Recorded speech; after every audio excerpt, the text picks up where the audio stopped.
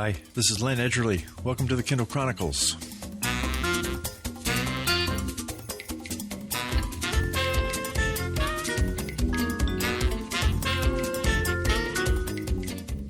Today is Friday, June 11th, 2021, and this is the first episode from Ocean Park, Maine this year. We got up yesterday from Cambridge and are settling in. I still got my stuff everywhere. The room is a mess, but the ocean looks very calm and organized out there in the dark.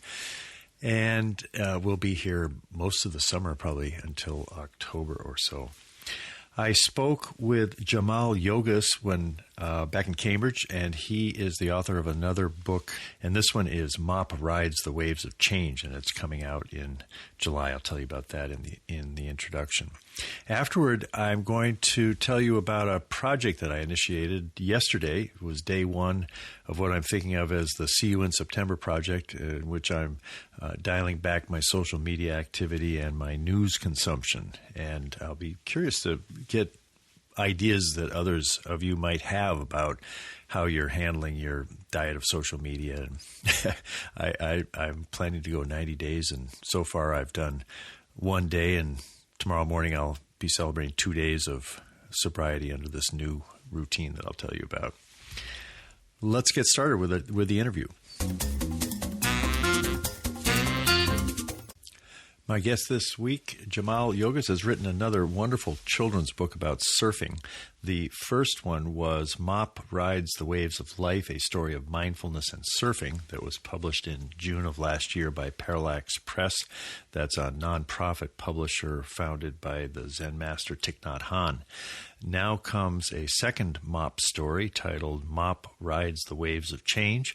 It's available for pre-order with release on July 13th. I caught up with Jaimal on Wednesday, June 9th. He was in Whistler, British Columbia, where he and his family have been riding out the pandemic, and I was in Cambridge. I had originally planned to include my grandsons Jake and Ryan, who are 7 and 5, in the interview, but that didn't work out. There was all kinds of things happening, and the energy at their house was such that I just was pretty clear it wasn't going to work. And I'm glad that I made the call because Jaimal had his own things that were going on at his end. So anyway, it ends up just being us two grown-ups talking about the book that he has written for children. And this is the Zoom conversation that I recorded. Hey, Len. How are you? I'm good. How are you? Good. Good to see you. Sorry. Thank you for being flexible. Sorry about it. Today was a bit of a wreck with the kids over here ourselves.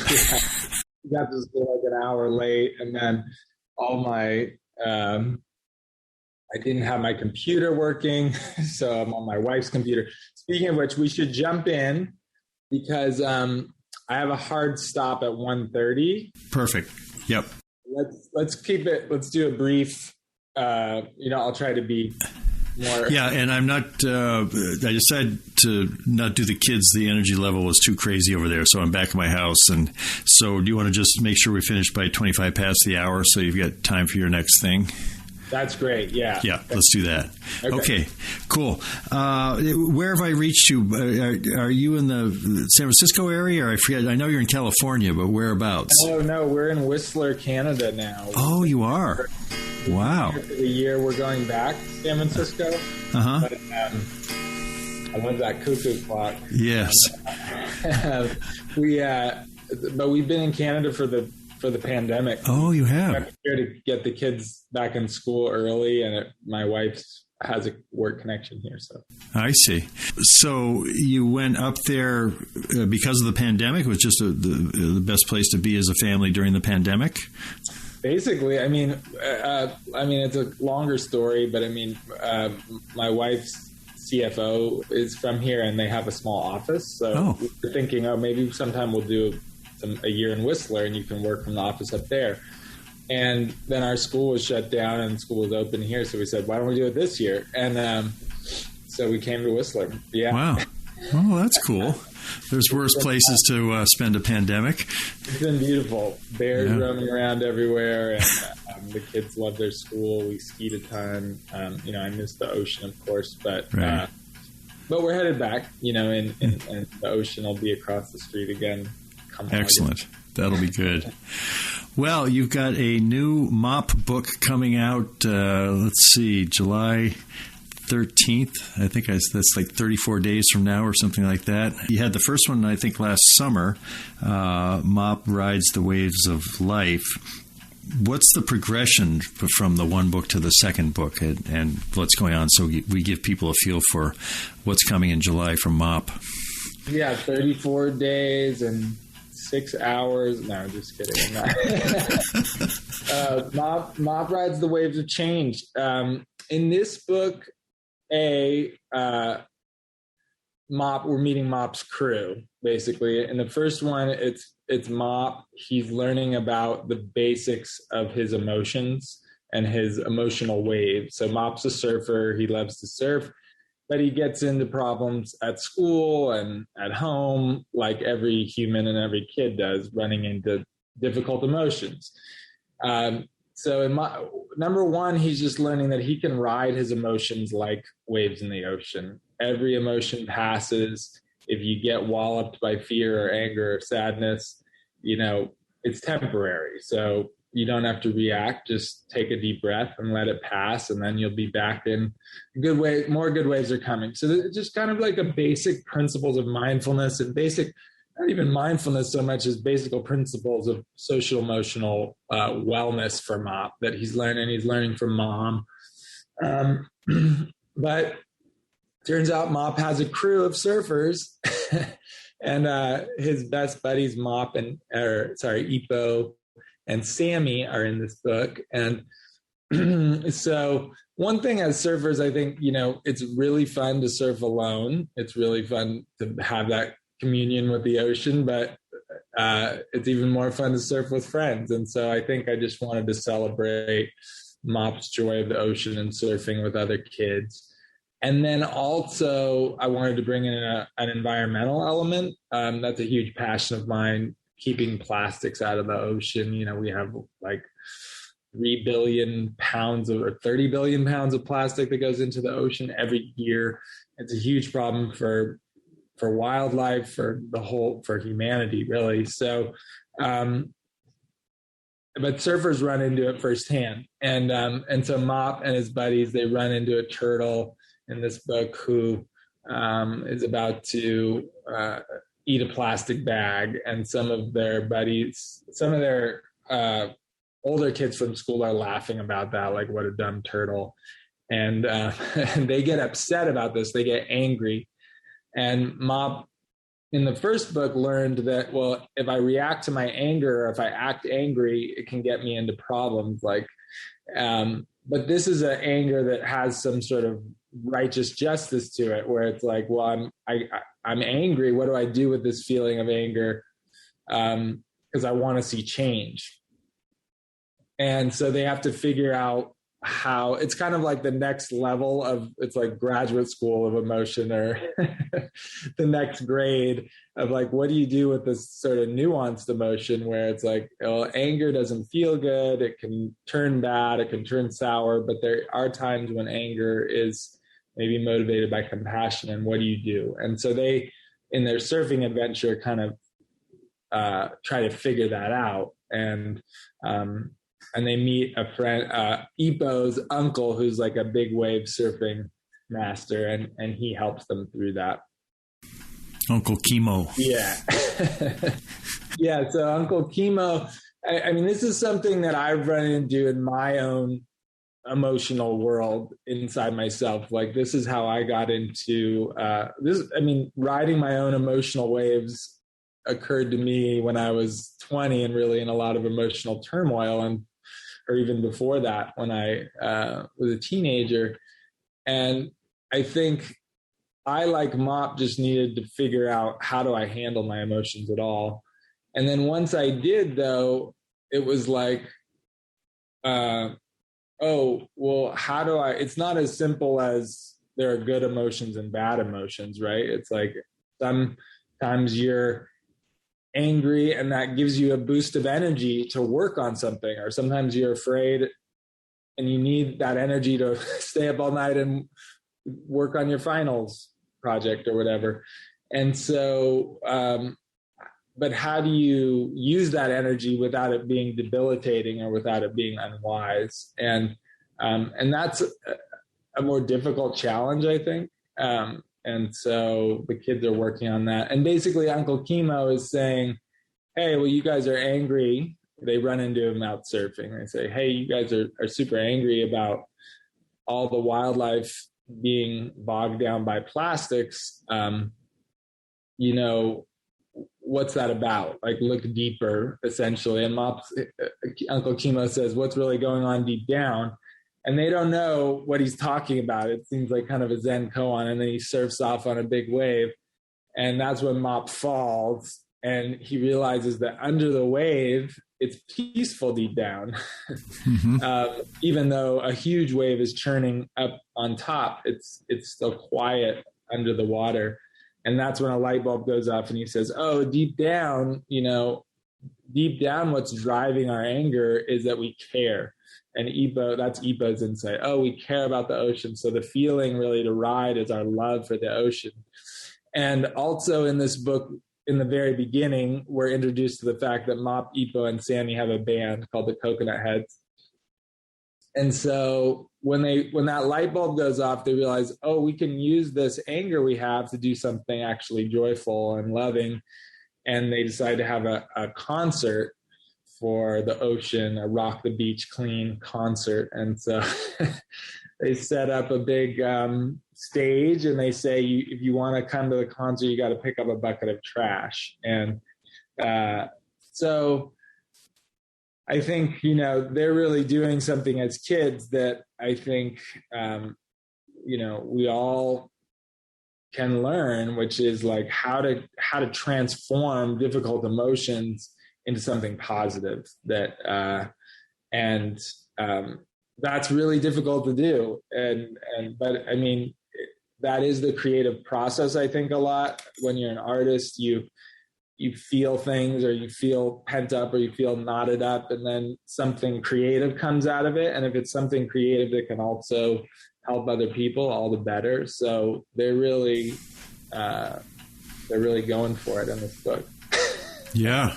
It's interesting because the idea, if I'm remembering the story right, I read it 3 times, once alone and then once with each of my grandsons. Mop gets really angry, kind of the righteous anger, and he ends up going deep when he's surfing. Or no, so when he's angry, he sits, right? He's doing his little zazen, and he's doing his breath, and that's when the idea is that when the idea for the Coconut Heads to do the sort of action oriented concert comes to him after he's been sitting and letting the anger pass by using kind of breath practice. If I get that right? No, actually. So I jumped ahead when you asked me, and I realized I'm not going in chronological order. So the very first thing is Mop. We're introduced to the fact that Mop loves to surf with his buddies, Ipo and Sammy. So they're out surfing, they're sharing party waves, laughing at tumbles. Then Mop says, I love school too. And they're back at school. And, but it's music class time. And Mr. J, their teacher's like, no, Mop, you don't get your ukulele today because you remember what happened yesterday. And he's like, oh, what did I do? Yesterday I checked the waves. And then Ipo says, remember, Mop, you didn't want to clean up and you threw your ukulele across the room in anger, and it knocked over a plant and it hit Mr. J on the head. And so, Mr. J, your punishment today is that you don't get your ukulele. But if you, and then Ipo and Sammy say, what? Mop's our lead singer. We got to practice for the Coconut Heads. And Mr. J says, well, Mop can play other instruments today, but this was the consequence. And Mop's angry. And that's when he remembers the lesson from the first book. Like, oh, I can breathe through my anger. My mom taught me that. So that's when he pulls into a cross-legged position and breathes through the emotion. And he gets an idea, which is that right. Ipo can play the ukulele today. I'll play the drums, and it's all good. So he has a creative moment of, instead of reacting to his anger and getting deeper into trouble, he catches himself, and then he comes up with a creative solution. So that's kind of like the little microcosm But then they run into the bigger problem, and so which is that they're angry about plastics at the beach. So Mop's saying, "Oh, is this another situation where I just let my anger pass, or is this different?" And that's what Uncle Chemo also says to them. Well, there's a difference. It's cool to feel angry. It's totally natural. Don't be down on yourself. Everybody does. It's just like a storm in the ocean, right? Angry waves are natural. But there's a difference between feeling angry and acting angry. And that's Uncle Chemo's insight. And he asked the kids, what's the difference between feeling angry and acting angry? And they come up with the idea that acting angry is like trying to surf through a storm. It's crazy. You're out of control. It's not fun, but it's okay to have storms, right? You just don't want to do necessarily ride those waves, right? You want to let them pass before you paddle out. And so then Uncle Chemo says, exactly, if you take some breaths or you talk to a friend when you're angry, the waves space out and you have some time to choose those ones you want to ride. So that's really like the core theme of Mop, is that when you take a moment and give yourself some mental space, just like waves in the ocean, your thought waves become a little more manageable, and you can choose like, oh, this is a good emotion to ride. This is a good idea to ride, versus, so you have that split second moment of choice. So that it's really about, and that's what kids and grownups, I think, we're dealing with, is like when you feel an emotion, the emotion beats you to the punch. That's what you remember when we talked about the Fear Project, one of my grown-up books, is that our ancient brain sends those impulses lightning fast. It's faster than our conscious brain. So you're feeling angry or afraid before you're conscious of it. And so then there's a moment where it's like, do you act from that feeling? And that's where you have to catch yourself in mindfulness practice. And it's really hard to do. And that's what the kids are working with in the ocean with Uncle Chemo.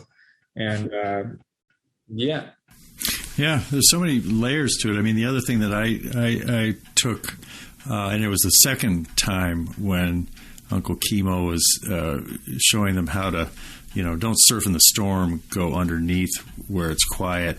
And I think that I've had the experience sometimes of getting so enraged about something, maybe righteous, maybe not, but just like the Ryan, the 5-year-old's favorite panel in the whole thing was the kid who's a volcano. He's so angry. He said, I really like that one. But I've had the experience of being that wrapped up, and because I have a mindfulness practice and all this, I will maybe sit 15 minutes instead of 10. My normal reboot is 5 or 10 minutes, and I know I'm just so stirred up I'm gonna have to spend more time in silence, and in a sort of a deeper silence, kind of going further beneath the storm.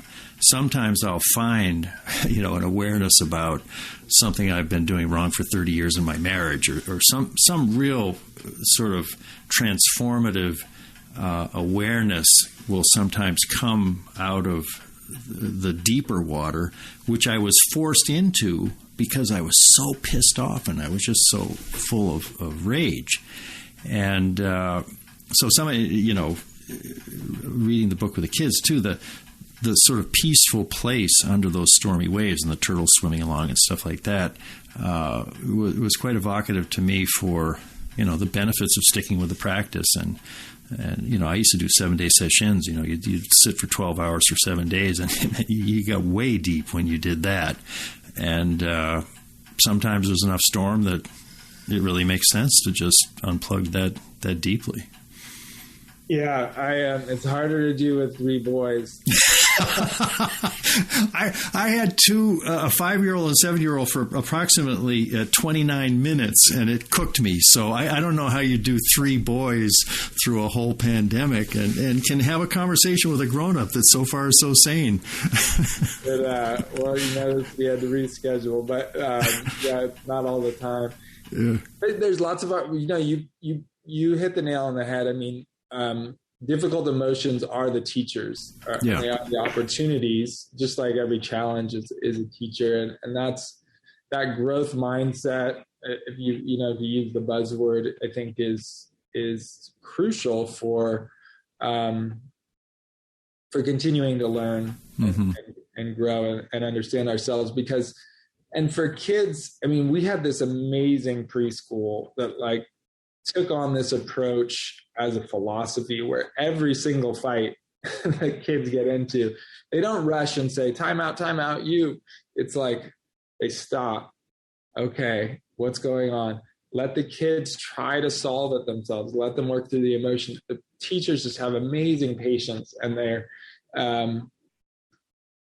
but they're demonstrating to the kids, let's not waste a good crisis here. Like there's something to learn. And I think as adults, we can easily, we have all kinds of ability to distract ourselves from difficult emotions. Like you can go choose to have, some drinks, you can turn on a movie, you can do all this, and sometimes you need a healthy distraction. But if you do what you do, where you say, okay, let me stop and look into this, I think a lot of times that's where the aha moments come and where you can break a habit, because we're all in these reactive habits that are set up from our childhood where we get triggered all the time.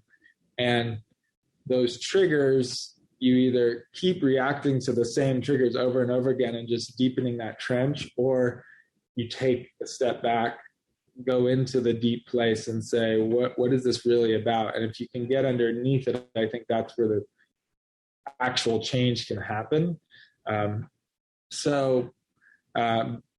But it probably gets harder, as we get older. Those grooves become, so if you can, I think that's one reason that I'm excited and feel honored to get to explore this territory with kids, is because, they have an opportunity to start this early. And well, that school you mentioned, that Pacific Primary, is that the name of the school? Good memory. Yeah. And your oldest is now 9, Kai, your oldest boy? Exactly. What age did he start getting exposed to that? Conflict is a teaching thing. It was pretty young when he first started experiencing that. Yeah, 3 years old, and and I think it has. By no means are my kids saints or anything, but I think it's been helpful to all 3 of them. They all went there, and they all, I think, when they've gone to different schools, became like kind of conflict resolvers. Sometimes, they get chosen to be. Our middle son is particularly good at this. He's a real empath, and he sometimes, like if kids are fighting, they'll say, "Well, bring Eben in. He can resolve this." But I think the biggest value has been for the parents to watch teachers who are trained in that and say, because you can pick it up as part of your parenting. Right. Well, part of the school too is that you're expected to spend time at the school. Oh. And so you really get to see these teachers in action. Right. And they really just done a wonderful job hiring some of the best teachers and training in this approach. And it's fascinating. I mean, it almost feels like it's been an experimental childhood so far. And, I'm trying to picture a 9-year-old who is this aware of the dynamics of conflict and how to move through it. He's getting grooves and being triggered by things in a very different way than probably you or I were when we were growing up. And it's going to be intriguing just to see what does that look like when he's 20? And all he can remember is having the sensitivity to the opportunities of a conflict instead of like, oh, am I going to die or am I going to win or whatever the usual choices are. I hope so. I mean, they have all the same issues I think most kids their age do, but I do hope that it's like becoming part of the natural patterning. And but yeah, they beat up on each other all the time. Oh, good. Well, I'm glad to hear that. And, otherwise, it'd just be too strange. And I don't know if they see those as opportunities for.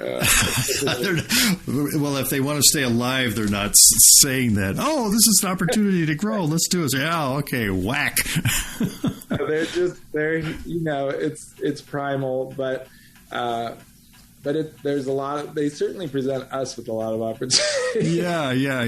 The first Mop book looks like it got some great reviews. It's 4.7 stars, and now you've got a second one, so obviously the publisher likes it enough to. Do you see it going? Have you got the third in the works, or what's ahead? We're going to town on Mop. Yeah, we already have the third one plotted, and it's Mop. Is exploring fear in that one. And, great. I hope we'll just keep going. They seem like they're, at least we're going to have that 3-box set.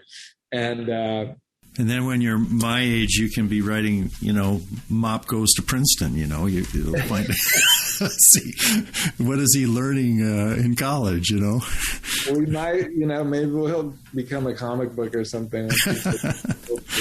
Yeah, for right now, we're enjoying it. And I'm so grateful to Parallax Press for, keeping the ball rolling. So.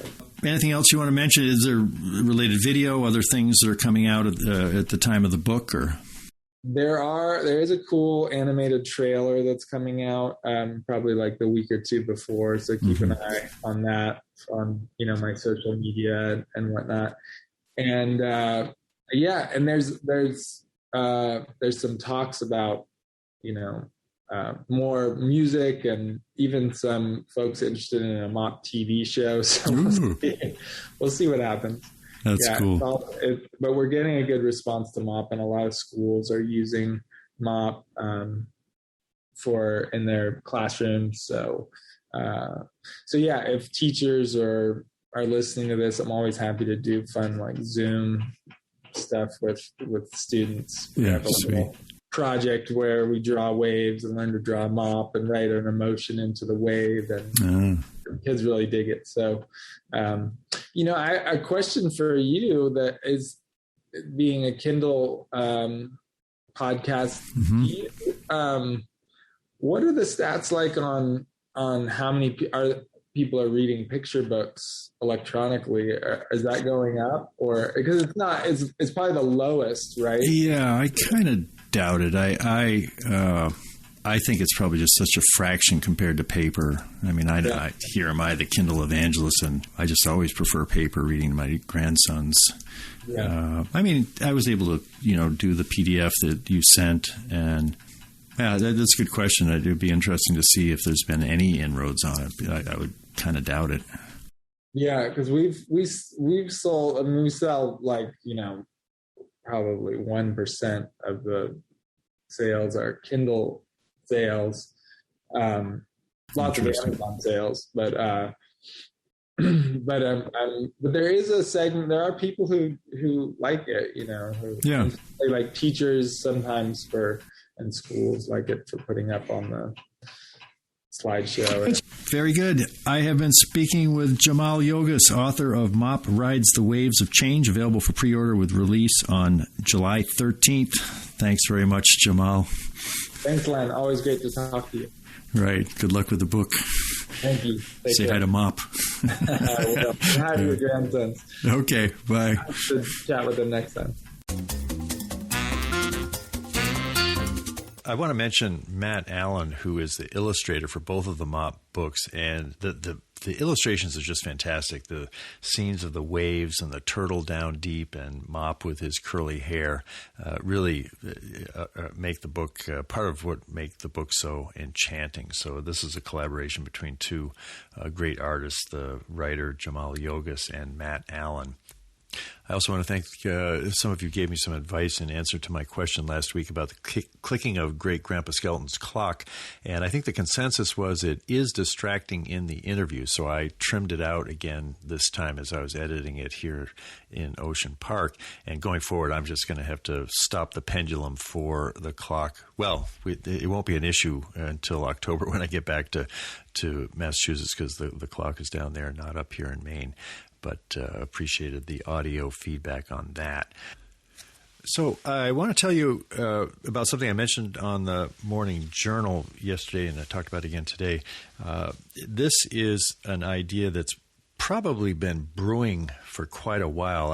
Whenever I take an inventory of my life and I think, well, I'm 70 and what am I doing with my life, and why am I always feeling so stressed, or, sort of sorting things through, which I've done probably every year of my life, not just when I'm 70.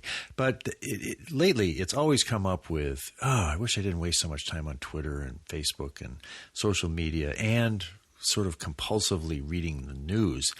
So I woke up the other morning with the song in my head by The Happenings, 1966, Will I See You in September? And it's about they're going off and they're going to be apart during the summer, and the guy's worried that there's danger in the summer moon above, and so he's hoping that his girlfriend doesn't fall in love during the summer.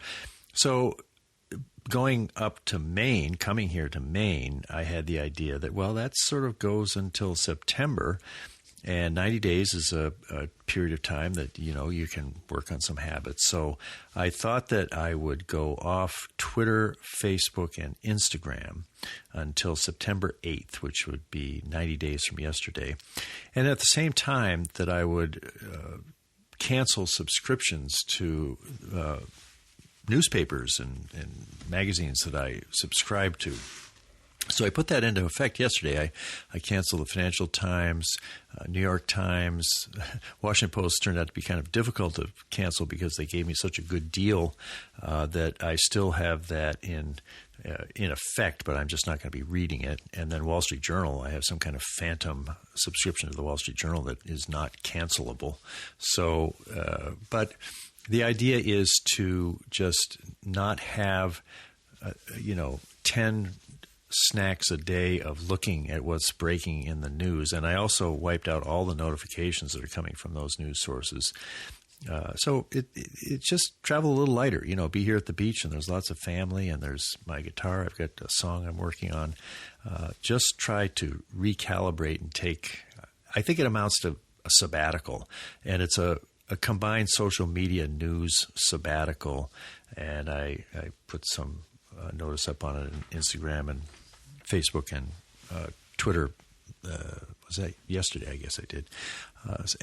And I'm not sure I'll be able to stick with it. It's a little bit of a risk because there would be considerable embarrassment of saying, oh, I'm going off social media for 90 days, and then here I am 2 weeks crawling back. And I did buy The Economist had a great 12-week special on the print edition. I've always liked the print edition of The Economist, so it will start coming here in a couple of weeks to Ocean Park, and I'll be reading The Economist on the beach in the print edition. I'll still be listening to podcasts, and I'll still be trying to follow the tech news.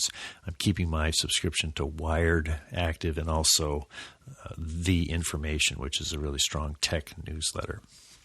But so many people I talk to and listen to have this issue of this gnawing sense that they're spending too much time on social media and online. And I've heard a variety of different strategies on how to – some people, don't do it on the weekend or don't do it on Sunday. And so any of you that have tried to discipline or put some guardrails up on the amount of time that you spend on social media, on the internet, and also news consumption. I'm interested in that. I'd love to hear from you. You could send me an email at podchronicles@gmail.com. And if you would like to join the Clubhouse room Monday at 1 p.m. Eastern Time, as usual, we'll be gathering there. And it's been a kind of a regular small group of us that talk about what's been on that week's issue of the show. So this week we'll be talking about, it'll be interesting to get some ideas about, what can you teach kids about managing emotions and using meditation and the whole business of surfing as a metaphor for life that Jaimal seems to have launched into because of the success of the first book. There's now the second book and a third one in the works. I find that fascinating because I don't know anything about surfing by my own experience, except body surfing. But I, know a fair amount about meditation, and I love hearing about what he's doing. And it's intriguing because his first book, The Fear Project, it was nonfiction. He did a real study of fear. I found that book fascinating. And then he had an earlier book, Saltwater Buddha. So he was sort of off on a career of being a writer of adult fiction. And I wonder now if he stumbled into a line of work writing children's stories based on surfing and his own autobiographical memories of his life. That appears to be the thing that's really hot in his life. And if he has a whole series of these books and it's a TV show and all that, it'll be fun to see when Mop took charge of his life, the way his three boys and his wife and his marriage have taken charge of his life back. When I first talked to him, he was just coming out of the bohemian lifestyle, and now he's a father and a writer of children's books. So it's one of these relationships that I've been so lucky enough to have play out over time. I think the first time I talked to Jaimal was probably 2007. So you get to talk to somebody regularly over a long period of time. There are different things you can talk about than if you're just sort of showing up to talk about someone's next book that's coming out. Next week, I will be talking with Michele Kimpton. She is Director of Business Development and Senior Strategist at Digital Public Library of America, DPLA. And they came out several weeks ago. There was a pretty good news story of how Amazon Publishing and DPLA had reached an agreement making, for the first time, Amazon Publishing's books available for borrowing at public libraries. And Michele, I see her title is, kind of strategist. I suspect she might have been involved in these negotiations, which went on for quite a while, it seemed.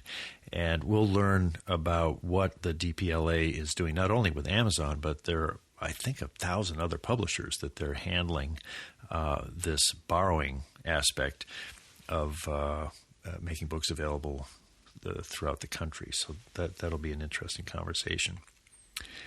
And it's great to be here at Ocean Park again. The new Tesla lived up to its billing of having a lot more space in it. I got an amazing amount of stuff that, you fill in the front trunk and then the lower back trunk, and so it's a smooth ride. Yoshi is turning out to be a remarkable car, Yoshi the Bitmobile, because I purchased it by selling one of my Bitcoin at a good profit. I hope your summer is off to a good start and that I'll hear you and see your icon in the Clubhouse room. There'll be a link in the show notes on how to get there if you need any help on finding your way to the Clubhouse room. Monday at 1 p.m. Eastern Time.